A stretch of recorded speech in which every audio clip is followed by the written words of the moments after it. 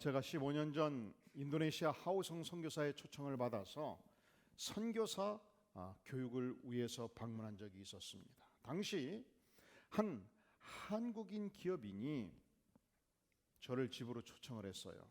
가봤더니 대단한 저택이었습니다. 3층 집에 화장실이 6개였습니다.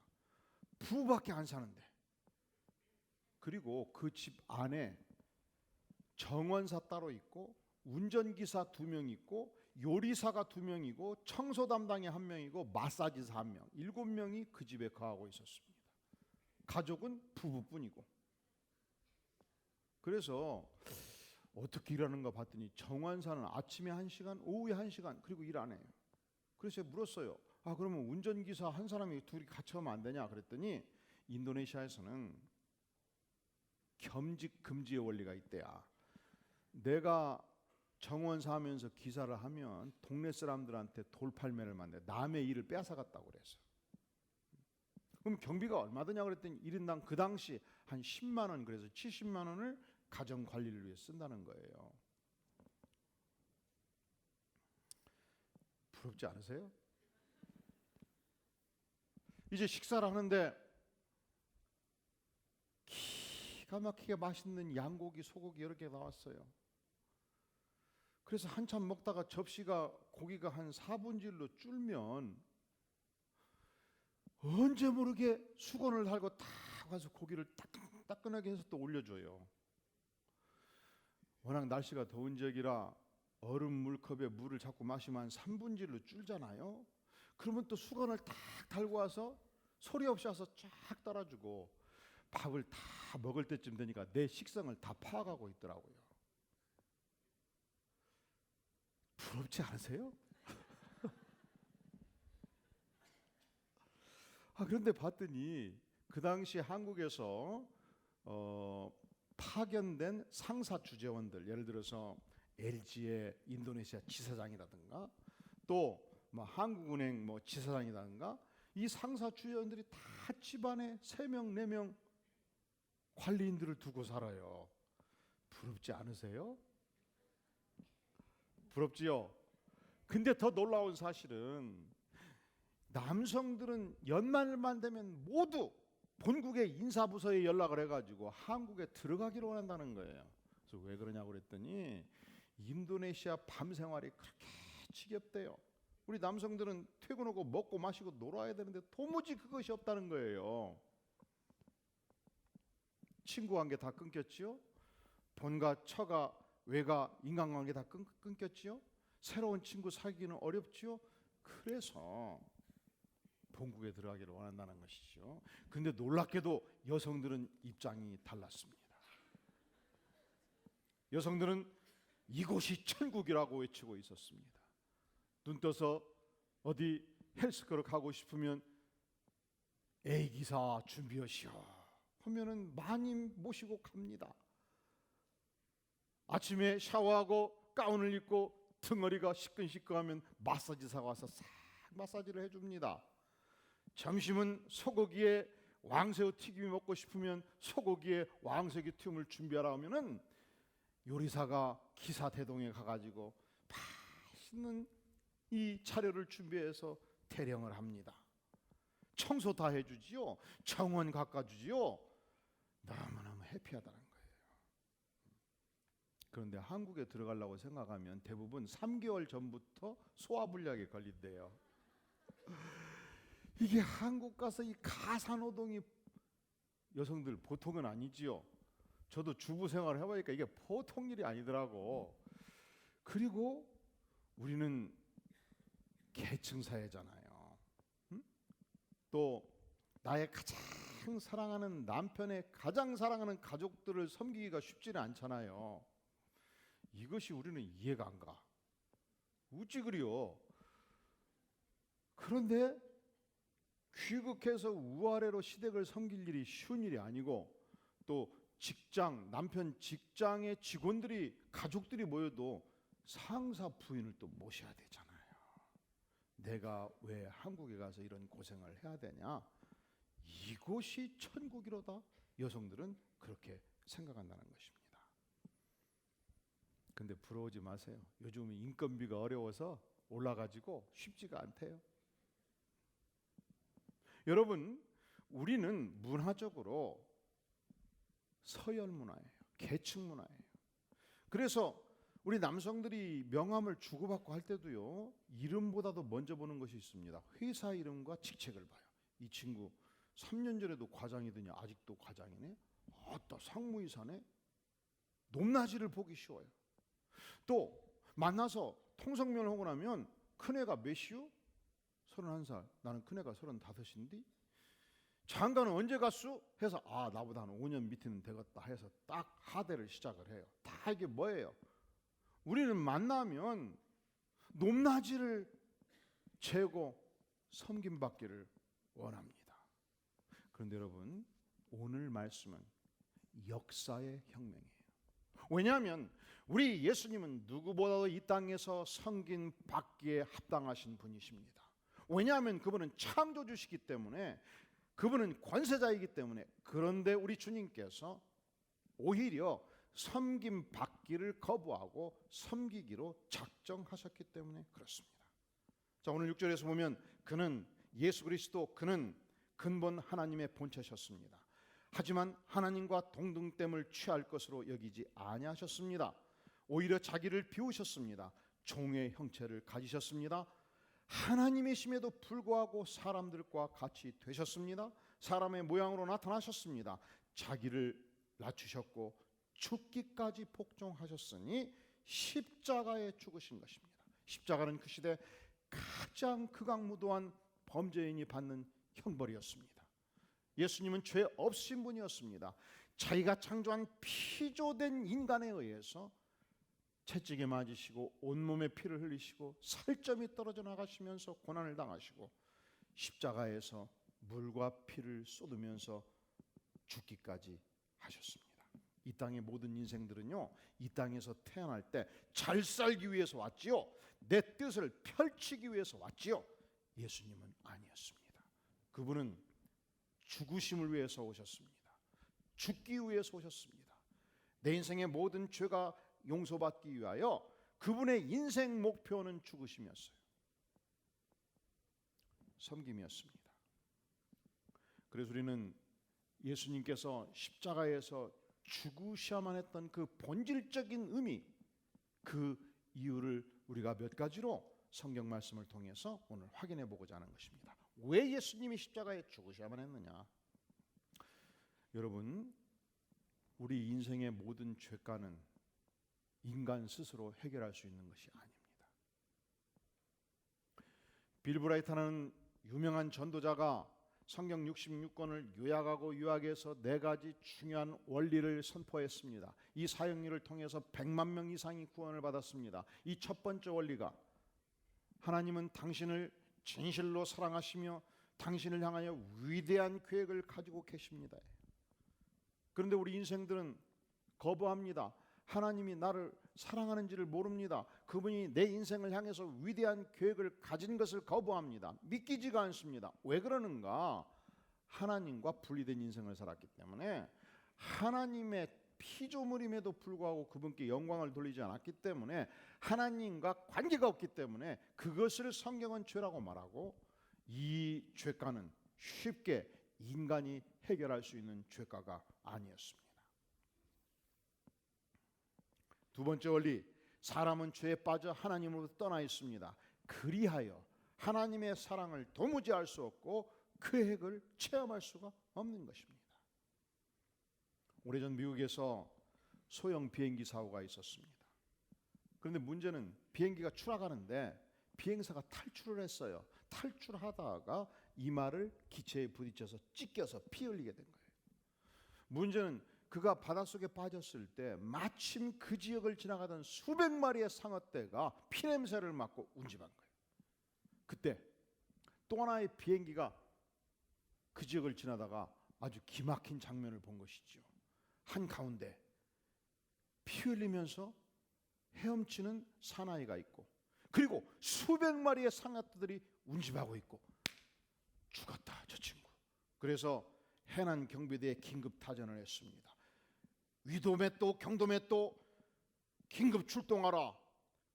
상어떼의 습격으로 죽어가고 있다. 출동하라, 출동하라, 출동하라. 여러분, 이때 이 조난자가 400m 전 세계 올림픽 1위를 하는 실력을 가졌다고 해서 살아날 수 있을까요? 이 조난자가 전 세계적으로 칼싸움을 가장 잘하는 사람이라고 해서 살아날 수 있을까요? 이 조난자가 김경수 목사같이 유도를 한 6년 해가지고 강력한 체력을 가지고 있다고 해서 살아날 수 있을까요? 뭐 자라가는 방법은 여러 가지니까. 이 조난자가 명문가의 아들이라고 살아남느냐고요? 자기 힘으로 살아날 수 없는 것입니다. 이때 긴급 출동한 조난 구조 비행기가 긴급하게 밧줄을 내려서 끌어올려야만이 사는 것입니다. 그렇습니다. 우리 인생이 죄의 바다에 빠져 있을 때 우리 스스로 이 죄의 바다에서 벗어날 수 없었습니다. 우리 예수님께서 인간의 몸을 입고 이 땅에 오셔서 십자가에 피 흘려 죽기까지 하심으로 내 인생의 모든 죄짐을 감당하셨습니다. 영생의 축복을 주셨습니다. 사죄의 은총을 주셨습니다. 천국 백성의 축복을 누리도록 인도해 주신 것입니다. 그 주님께서 말씀하십니다. 수고하고 무거운 짐진 자들아, 다 내게로 오라. 내가 너희를 쉬게 하리라. 인생의 죄짐이 내 영혼을 누를 때 우리는 이 짐을 도무지 감당할 수 없습니다. 인생의 고난의 짐이 내 인생을 짓누를 때 우리는 쉽게 벗어날 수가 없습니다. 그런데 주께서 말씀하셔요.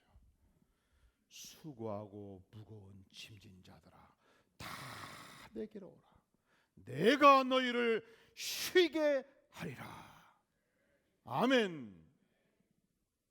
주님께 갈 때 진정한 안식이 있어요. 주님께 갈 때 진정한 영혼의 평화가 있어요. 주님께 갈 때 천국의 영광이 있어요. 주님께 갈 때 영혼의 안식이 있어요. 주님께 갈 때 인생의 기쁨이 있어요. 주님께 갈 때 인생의 행복이 있는 것입니다. 이 주님이 주시는 안식과 평화는 세상이 뺏어갈 수가 없어요. 환경이 뺏어갈 수가 없어요. 사람이 뺏어갈 수가 없어요. 물론 여러분들이 내일 출근을 하면 여러분이 기업에서 이 혁혁한 공을 세울 때 출중한 능력을 발휘할 때 시기하는 사람이 있을 수 있고 그 공갈을 다투는 사람이 있을 수 있지요. 그래서 여러분의 마음을 가슴 아프게 할 수 있죠. 하지만 천국 백성이 누리는 영적인 기쁨을 뺏어갈 수는 없어요. 환경이 뺏어갈 수 없어요. 이것은 우리 주님께서 우리의 생애에 주시는 놀라운 축복이요 분복입니다. 십자가의 죽으심이 우리에게 무엇을 의미하는가? 죄사함의 영광과 천국 백성의 기쁨이에요. 왜 주께서 십자가에 죽으셔야만 했는가? 여러분, 인생의 진정한 원리가 지배의 원리가 아니고 섬김의 원리인 것을 십자가는 분명하게 보여주고 있습니다. 예수님은 이 땅에 오실 때 지배자로 오시지 않았어요. 착취자로 오신 적이 없어요. 예수님이 이 땅에 오신 것은 우리를 섬김으로 풍성한 생명을 주시기 위함이었습니다. 우리 예수님은 심지어 사랑하는 제자들의 생애를 섬겼고 심지어 발을 씻기기까지 하셨습니다. 아니, 자기 인생 전체를 주셨습니다. 근데 놀랍게도 제자들은 이걸 잘 안 배웠어요. 그러니까 참 제자들이 은혜가 돼. 은혜가 된다니까? 제자들이 예수님을 그렇게 잘 배워버렸으면 우리가 예수님을 잘 못 배울 때 얼마나 가슴 아파요. 예수님의 제자들도 예수님을 잘 못 배워버렸는데 뭐 우리가 쉽게 못 배우는 건 당연하지. 그렇지 않아요? 그래서 여러분 예수님을 못 배울 때는 가슴을 찢고 회개하고 옆 사람이 잘 못 배우면 많이 이해하고 용서해 주시기 바랍니다. 할렐루야. 제자들이 예수님을 따르면서 보니까 예수님은 능력이 있었습니다. 무수한 병자들을 고쳐주셨습니다. 죽은 자가 살아났습니다. 예수님이 연설할 때마다 수만 명이 감동하고 박수쳤습니다. 그렇다. 우리가 예수님을 따르면 팔레스타인의 거대한 왕국이 반드시 쓴다. 예수님만큼 강력한 능력을 가진 자가 세상에 없다. 문제는 그의 왕국이 형성될 때 과연 제1인자 국무총리를 누가 할 것이냐? 심한 다툼이 있는 거예요. 누가복음 22장 24절에서 또 저희 중에 누가 크냐 하는 다툼이 났다, 이렇게 표현되고 있어요. 누가 서열 1위냐? 그러니까 서열은 우리나라만 있는 게 아니더만 제자들도 이 다툼이 있었던 거예요. 이때 싸우는 제자들의 모습을 보면서 우리 예수님께서 통탄에 맞이 아니했습니다. 가슴 아파하셨습니다. 그리고 말씀하십니다. 이방인의 임금들이 저희를 주관하며 그 집권자들을 은이라 칭함을 받으나 너희는 그렇지 아니하니 두목은 섬기는 자와 같을지니라. 그리고 말씀하시기를 앉아서 먹는 자가 크냐 섬기는 자가 크냐. 여러분, 주인은 앉아서 먹습니다. 종은 모든 음식을 주인을 위해서 섬기고 대령합니다. 주인이 큰 자입니까? 종이 큰 자입니까? 마땅히 종이 큰 자지요. 주께서 말씀하십니다. 앉아서 먹는 자가 크냐 섬기는 자가 크냐? 앉아서 먹는 자가 큰 자가 아니냐? 그러나 따라해 볼까요? 나는 섬기는 자로 너희 중에 있노라.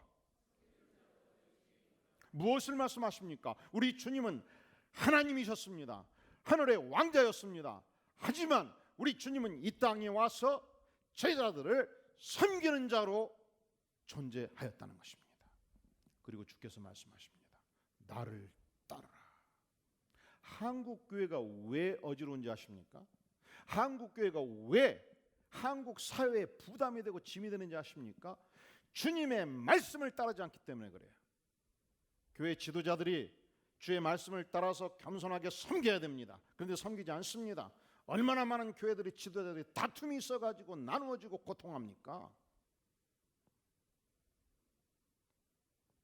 형식적으로 그리스도인이라는 잣대로는 가지고 있으나 실질적으로 예수님 배우기를 중단할 때 교회는 혼란스러운 것입니다. 앞으로 10년간 이 교회가 나아가야 될 분명한 비전이 무엇이냐? 이 교회에 속한 성도들이 앞으로 10년간 믿고 따르고 추정해야 될 분명한 목표가 무엇이냐? 예수님의 십자가를 배우는 것입니다. 예수님께서 십자가에 피 흘려 죽기까지 우리에게 주신 위대한 유산을 따라 사는 것입니다. 그분께서 그러나 나는 섬기는 자로 너희 중에 있노라. 나는 섬기러 왔노라. 마태복음 20장 28절에서 인자가 온 것은 섬김을 받으려 함이 아니라 도리어 섬기려 하고 자기 목숨을 많은 사람의 대속물로 주려 함이니라. 이게 누구의 말씀이에요? 누구의 말씀이에요? 예수님의 말씀이에요. 근데 참 희한합니다. 교회가 큰일 났어요. 이거 굉장히 위기예요. 제가 오래전에 부흥회를 갔는데 40대 이 말씀을 자신 있게 한 거예요. 그리고 우리 교회도 얘기한 거예요. 우리 교회 장로 세우는 원칙은 모든 다른 조건을 다 갖고 인격적인 조건, 교회 섬기는 조건, 목자로서 활동하는 조건 다 충족시킨 다음에 두 가지가 더 있다. 첫째로 3년간 토요일마다 화장실 청소해야 된다. 그리고 주일날 성도들을 실어 나르는 봉고 운전수를 3년 해야 된다.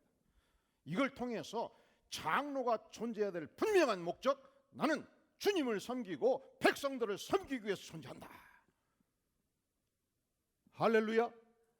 우리 교회 장로님들, 보통 장로님들은 이 원칙을 소개하면서 주께서 말씀하시기를 나는 섬기는 자로 너희 중에 있노라. 우리 주님께서 말씀하시기를 인자가 온 것은 섬김을 받으려 함이 아니라 도리어 섬기기 위해서 왔노라. 예수님의 섬기의 정신을 따라서 이 교회 모든 장로님들도 열심히 주님을 섬기고 백성들을 섬기는 축복을 누리시기를 할렐루야 했더니 끝나고 나서 당회가 열려가지고 1시까지 결론을 못 냈어요. 이 목사를 부흥회를 계속 해야 할 것이냐 말아야 될 것이냐. 건방지게 장로들을 향해 섬기라고 그랬다는 거예요. 응? 예. 그래서 부흥회를 중단하기로 결론을 했어요. 근데 담임이 듣다 보니까 이걸 중단해 놓으면 보통 성도들은 다 의뢰를 받아버렸거든. 응? 그래서 이제 마지막 얘기를 한 거예요. 뭐 제가 담임으로서 중단 헌결을 발표하는 건 쉬운 일입니다. 그러나 그 다음 후폭풍은 장로님들이 감당해야 될 몫입니다. 장로 생각해 보니까 이거 보통 일이 아니네. 그래서 바꿨어요. 다시는 이런 얘기를 강사한테 하지 않도록 주의를 준 다음에 부흥회를 속개하는 것으로. 그리고 저한테 연락을 한 거예요. 그래서 제가 장로들 다 불러가지고 우리 주님은 우리를 섬기러 오셨다고 말씀하지 않나요? 인자가 온 것은 섬김을 받으려 함이 아니라 도리어 섬기기 위해서 왔다고 하지 않나요? 그리고 나를 따르라, 우리도 섬기는 자가 되라고 말씀하시지 않느냐? 그러면 내가 하나님의 말씀을 섬기라고 들어야 될 것이냐, 사람의 말, 장로의 말을 들어야 될 것인가, 여러분이 결정하시오. 그런데 이제 그때 젊어갖고 그냥 강력 얘기를 해버린 거예요. 그랬더니 결국은 입 딱 다물고 돌아가셨어요. 근데 지금 생각하면 좀 가슴이 아파요. 왜 그렇게 세게 얘기해버렸는가? 이렇게 얘기하면 이쁘게 얘기할 수 있잖아요. 장로님들이 아파하는 걸 제가 충분히 이해하겠습니다. 그리고 그 점을 내가 마음에 담아두겠습니다. 하지만 저는 하나님의 종으로서 하나님의 말씀을 증거할 것이며, 하나님의 말씀은 이렇습니다. 우리 예수님께서 나는 섬기러 왔노라 했고, 우리로 하여금 제자로서 섬기는 예수님을 배우라고 말씀하시니 제가 하나님의 말씀을 증거하는 것에 대해서 우리 장로님들이 기도를 많이 해주시면 감사하겠습니다. 혹은 악수를 쫙 했으면 똑같은 뜻인데 그냥 그때는 그렇게 말할 지혜가 없었던 거예요. 그냥. 그래서 저희 가족들은 그런 얘기를 해요. 내가 김경선 목사가 44세 교회를 개척한 게 참 잘했다는 거야. 30대 초반에 개척했으면 얼마나 성도들이 힘들었을까. 충분히 갈아지고 엎어지고 뒤집어져 가지고 주님을 따르는 인생으로 변화돼서 죽을 사자 2개 때 시작했으니 그래도 이 정도 교회를 돕는 것이 아니냐. 여러분도 그 축복을 꼭 기억해 주시기를 바랍니다. 여러분, 우리가 사는 신자의 삶의 정체성이 무엇인가?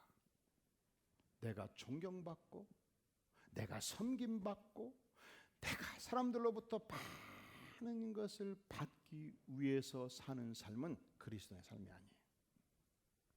신자의 삶의 정체성은 무엇인가?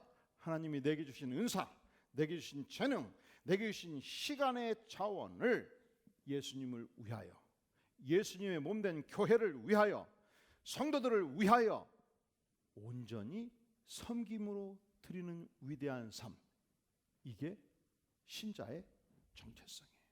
여러분은 하나님을 믿는 하나님의 백성들입니까? 그렇습니까? 할렐루야. 그러면 여러분 자신을 향해서 이 신자의 정체성을 확인해야 돼요. 신자의 삶은 무엇이냐? 하나님이 내게 주신 은사, 하나님이 내게 주신 재능, 하나님이 내게 주신 물질의 자원, 하나님이 내게 주신 그 모든 것을 성도들을 위하여, 하나님의 몸된 교회를 위하여 아낌없이 드리는 삶, 이게 성도의 정체성이라는 말이죠. 여러분, 제가 외워서 합니까? 뭘 보면서 합니까? 여러분도 여기 나와서 그렇게 얘기할 수 있어야 돼. 성도의 정체성은 뭐냐? 성도의 존재의 본질은 뭐냐? 하나님이 내게 주신 은사, 하나님이 내게 주신 찬양의 재능, 하나님이 내게 주신 섬김의 능력, 하나님이 내게 주신 물질적 자원, 이 모든 것이 하나님의 선물인 만큼 하나님의 교회를 위하여, 그리스도의 몸된 교회를 위하여, 하나님의 백성들을 위하여, 믿지 않는 이웃들이 복음을 알기까지 100% 드림으로 섬기는 삶, 이게 성도의 정체성이에요. 예외가 없어요. 장로님도 그렇게 사시는 거고, 권사님도 그렇게 사시는 거고, 백성들이 그렇게 사는 거고, 그리고 담임 목사도 그렇게 사는 거고, 모든 목회자들이 앞장서서 그렇게 사는 것이고, 그 삶의 영광이 바로 그리스도의 삶이에요. 왜냐하면 우리 주님께서 그렇게 사셨기 때문에. 우리 주님은 하나님이셨습니다. 하늘 보좌를 버리셨습니다. 냄새나고 추한 인간의 몸으로 이 땅에 오셨습니다. 죽기까지 나를 섬기셨습니다. 십자가의 그 고통스러운 형벌을 받으시면서 온갖 비난을 들으시면서 묵묵히 그 길을 가셨습니다. 그분이 우리에게 말씀하시는 거예요. 너가 나의 제자냐? 너가 나의 백성이냐? 그렇다면 나를 따르라. 우리는 이 땅에서 영광을 누리기 위해 사는 존재가 아니옵시다. 우리는 이 땅에서 하나님의 영광을 나타내기 위해 사는 존재입니다. 한국의 유명한 목사님이 미국의 한 신학교를 방문했습니다. 총장님을 만났습니다. 그런데 이 신학교에 한국인 학생만 1000명이 넘었어요. 그런데 총장님이 이런 말씀을 했어요. 목사님, 우리가 한국 학생들을 잘 돕기 위해서 장학금도 준비가 필요하고 또 실력 좋은 석자 교수님도 모셔야 될 것인데 목사님께서 석자 교수 한 분 세울 수 있도록 재정 지원을 해주시면 고맙겠습니다. 한 10억 원이면 됩니다. 그런데 교회에서 큰 이미 프로젝트가 진행되기 때문에 너무 부담이 됐던 거예요. 확답을 할 수가 없지요. 그리고서 귀국을 했는데 기도할 적마다 김 집사님이 얼굴이 왔다 갔다 하는 거예요. 기도만 하면. 그래서 전화를 해서 점심을 약속을 한 거예요. 내가 기도로 왜 김 집사 얼굴이 왔다 갔다 해? 그래서 밥 한 끼 먹자고 그랬어. 목사님, 저를 위해서 기도를 많이 해주셔서 감사합니다. 그것이 아니고 사실은 내가 좀 묻고 싶었어요. 요즘 사업이 어떠십니까? 그랬더니 김 집사님 하시는 말씀, 지난 3년간 죽게 고생했어요. 적자는 심화되지요. 기술력이 약하지요. 그래서 직원도 많이 줄였고 구조정했고 기술팀을 다시 만들어가지고 집중해가지고 겨우 올해 상반기 조금 흑자를 냈어요. 목사님 기도해 주세요. 목사님이 생각할 때 이 친구한테 석자 교수 이 끝나면 괜히 부담만 주겠다 싶어가지고 안 할 수도 없고 그냥 기도만 해달라고 그랬어요. 이번에 미국 갔더니 이만저만 일이 있어서 내가 김 지사를 만나긴 했지만 이게 할 일이 아닌 것 같아서 그냥 기도만 해주세요. 그러다가 나중에 기회 있으면 한번 생각해 주세요. 하고서 일어서려고 그러는데 목사님하고 꽉 손을 잡았습니다. 목사님 잠깐 앉으시죠.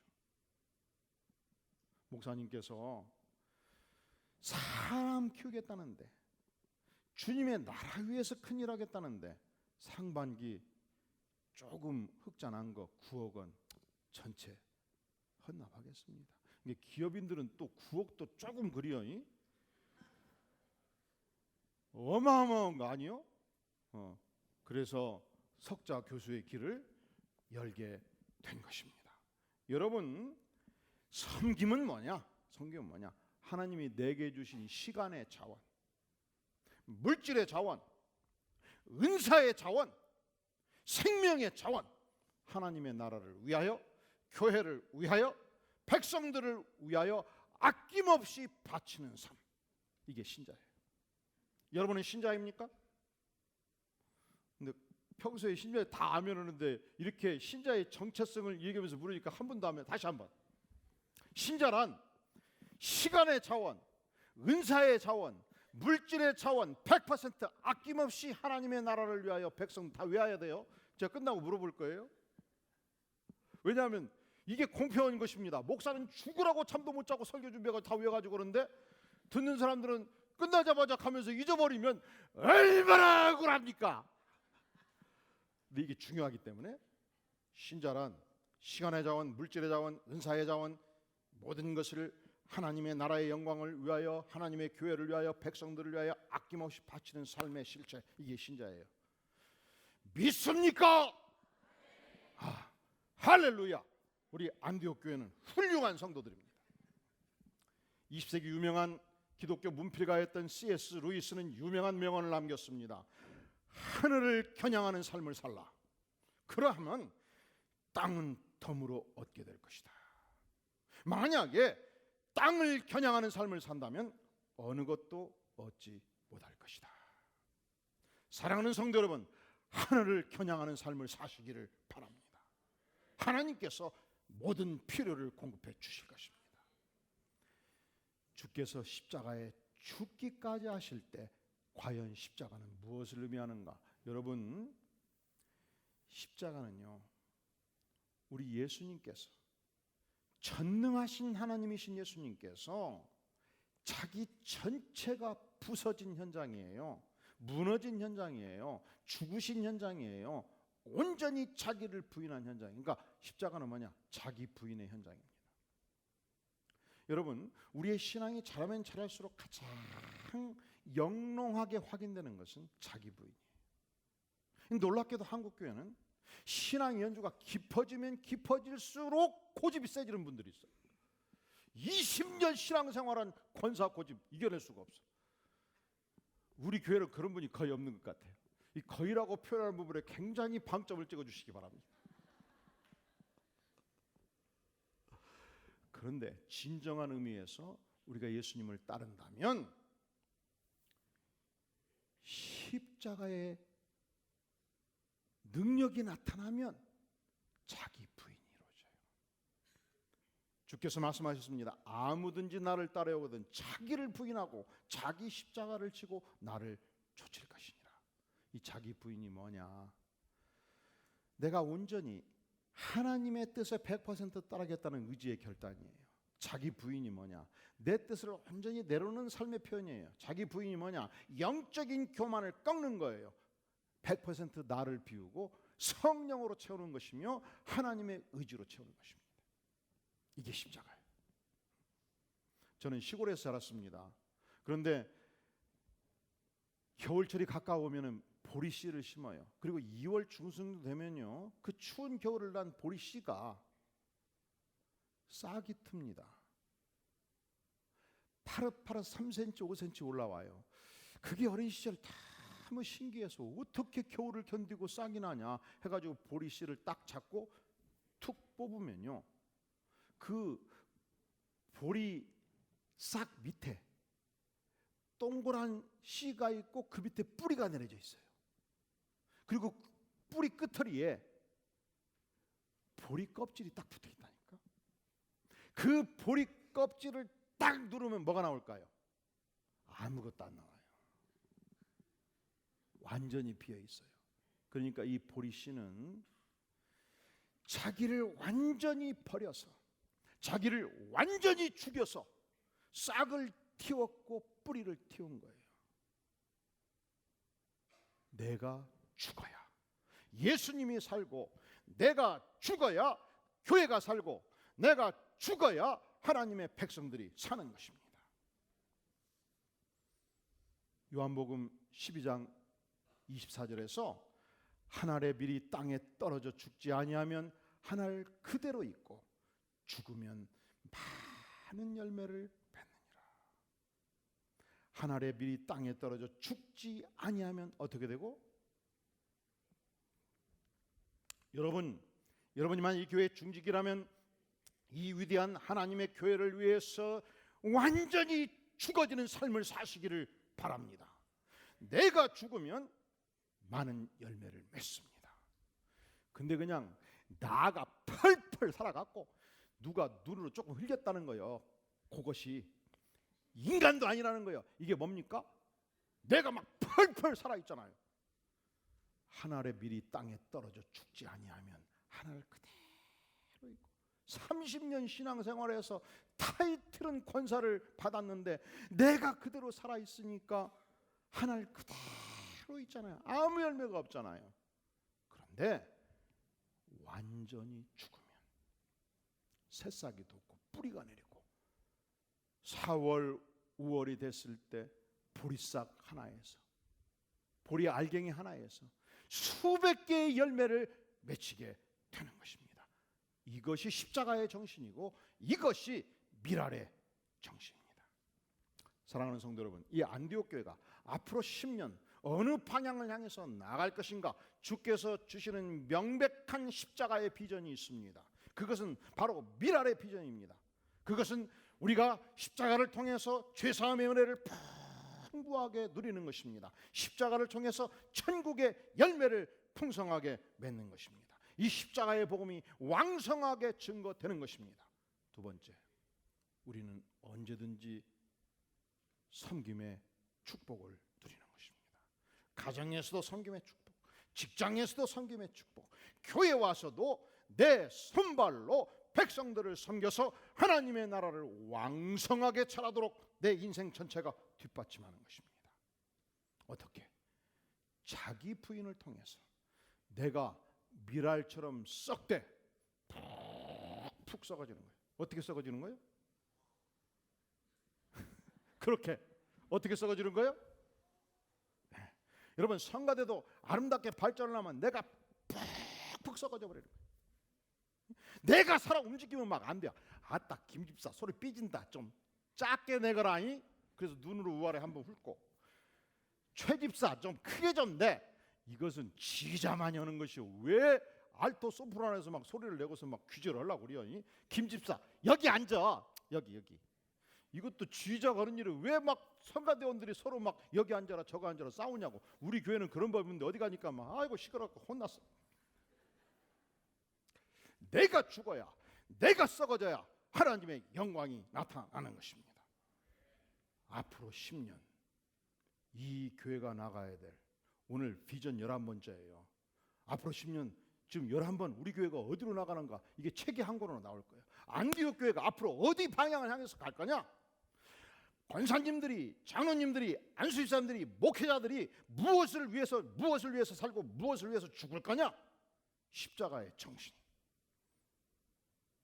섬김의 철학, 썩어짐의 철학, 이게 위대한 철학이다. 우리가 같이 고백하고 그 방향을 향해서 전진할 때 하나님께서 여러분을 통해서 우리가 감히 기대할 수 없는 위대한 열매, 축복의 열매 허락해 주실 줄로 믿습니다. 다 함께 머리 숙여 기도하겠습니다. 영광의 주님, 앞으로 10년 우리가 간절히 부르짖어 기도하기를 원합니다.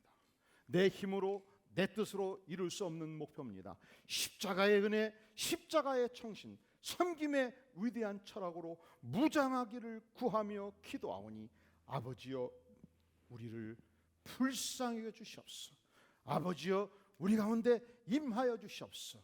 우리가 이룰 수 없는 위대한 목표, 주께서 이룰 수 있도록 우리 가운데 임하여 주시옵소서.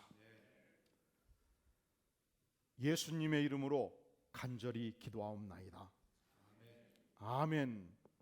우리 다 함께, 우리 함께 기도에 찬양하겠습니다.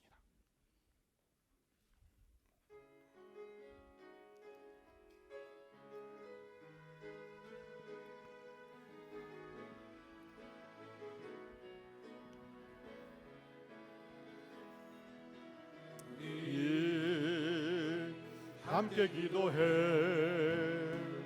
주 앞에 나와 무릎 꿇고 베푸시는 주 하늘을 향해 두 손 들고 하늘 문이 열리고 은혜의 빗줄기 이 땅 가득 내리도록 마침내 주 오셔서 의의 빗줄기 우리 위에 부시도록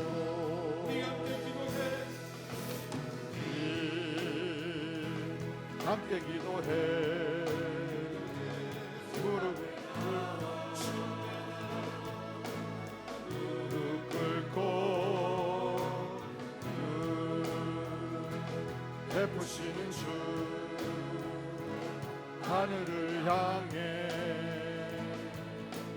두 손 들고 하늘 문이 열리고 은혜의 빗줄기 이 땅 가득 내리도록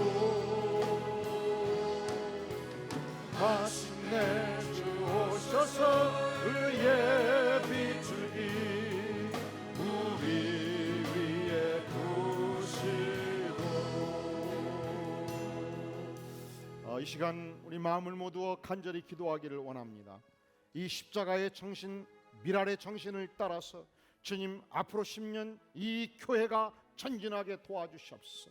이 교회의 중직들이, 성도들이 미랄의 정신, 십자가의 정신으로 무장해서 주님의 참된 제자의 삶을 살아가며 말미암아 30배, 60배, 100배 열매를 가정에서, 직장에서, 사회에서, 이 지역사회에서 맺히는 영광을 주께서 허락하여 주시옵소서. 이 시간 간절히 주 앞에 통성으로 기도하겠습니다. 주님 감사합니다. 주님 감사합니다. 부족하고 연약한 인생입니다. 아버지여, 십자가의 정신, 미랄의 정신으로 무장해서 열매 맺는 삶을 살기를 간절히 구하며 기도로 나아가오니 인간의 힘으로 할 수 없는 그 일을 아버지시여 이루어지기를 간절히 구하고, 각 목장마다, 주일학교마다 이 영광이 나타날 수 있기를 간절히 구하오니 전능하신 아버지시여 역사하여 주시옵소서. 긍휼과 은총을 베풀어 주시옵소서. 열매 맺는 삶을 살아갈 수 있도록 하나님께서 은총을 베풀어 주시기를 간절히 구하오니 전능하신 주님 우리 가운데 임하시고 불쌍히 여기시고 긍휼을 베풀어 주시옵소서.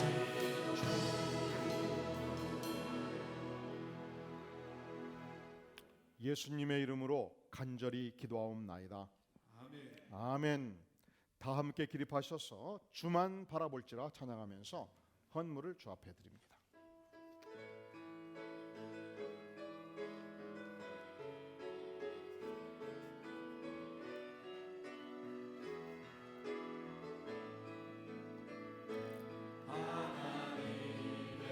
사랑을 사모하는 자, 하나님의 평안을 바라보는 자, 너의 모든 것 창조하신 우리 주님이 너를 얼마나 사랑하시는지,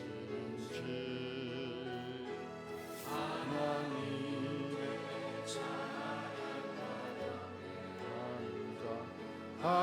하나님의 선하심을 닮아가는 자, 너의 모든 것 창조하신 우리 주님이 너를 자녀 삼으셨네. 하나님 사랑의 눈으로 너를 어느 때나 바라보시고, 하나님 인자한 귀로서 언제나 너에게 기울이시니, 은혜 밝은 빛을 비춰주시고 너의 작은 신음에도 응답하시니, 너는 어느 곳에 있든지 주를 주만 볼지다. 이 사랑의 눈으로 너를 어느 때나 바라보시고, 하나님 자한 귀로서 언제나 너에게 기울이시니, 은혜 밝은 빛을 비춰주시고 너의 작은 신음에도 응답하시니, 너는 어느 곳에 있든지 주를 향하고 주만 바라볼지라. 주만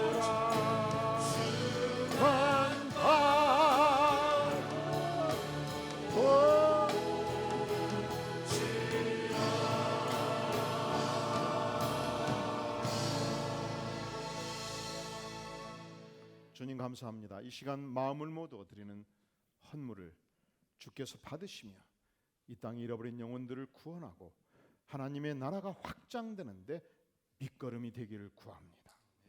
우리의 삶이 하나님께 쓰임 받는 영광의 삶이 되고 십자가에 기초한 위대한 삶 살아가게 도와주시옵소서.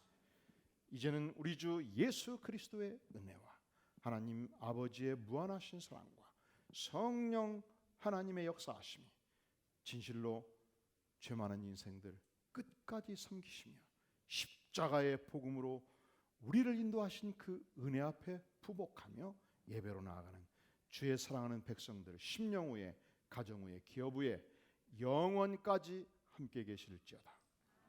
아멘.